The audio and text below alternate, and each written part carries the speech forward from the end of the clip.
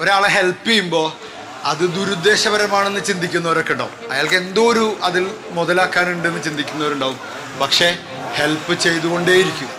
നമ്മളൊരാളോട് കരുണ ചെയ്യുമ്പോൾ അതിൽ നമുക്കൊരു സ്വാർത്ഥ താല്പര്യത്തിനാണെന്ന് കരുതുന്നവരും കളിയാക്കുന്നവരുണ്ടാവും.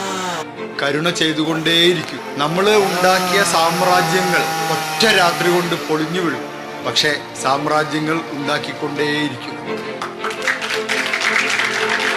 നഷ്ടപ്പെടുമെന്ന് കരുതിയിട്ട് ഒന്നും തുടങ്ങാതിരിക്കരുത്, ഒന്നും ചെയ്യാതിരിക്കരുത്. മുടക്കി വെച്ച എല്ലാ യാത്രകളും പുനരാരംഭിക്കുക.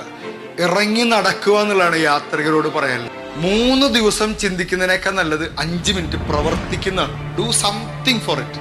ഞാൻ ഇറങ്ങിയാണ് നടന്നു, ആ യാത്ര ഇറങ്ങി നടന്നു കുറെ കഴിയുമ്പോൾ ഇതൊക്കെ ശരിയായിട്ട് വരും. നടക്കുമ്പോൾ തെളിഞ്ഞു വരുന്ന വഴികളുണ്ട്. നമ്മുടെ സ്വപ്നം നമുക്കേ മനസ്സിലാവും. വേറെ ഒരാൾക്കും ആ സംഗതി മനസ്സിലാവില്ല. നമുക്കത് പറയാൻ പറ്റില്ല.